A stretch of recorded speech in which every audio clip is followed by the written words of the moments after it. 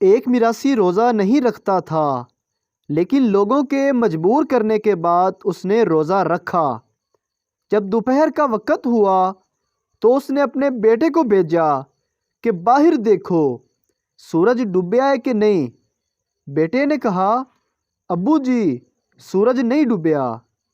تھوڑی دیر بعد جب ظہر کی نماز کا وقت ہوا تو میراثی کی حالت خراب ہونا شروع ہو گئی اور اس نے پھر اپنے بیٹے کو کہا، باہر جا کے ویکھ سورج ڈوب گیا ہے کہ نہیں۔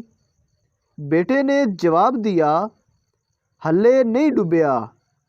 اور جب عصر کا وقت آیا تو اس کی حالت اور زیادہ غیر ہو گئی۔ اس نے اپنے بیٹے کو بھیجا کہ باہر دیکھو سورج ڈوبیا ہے کہ نہیں ڈوبیا۔ بیٹے نے کہا، ہلے نہیں ڈوبیا۔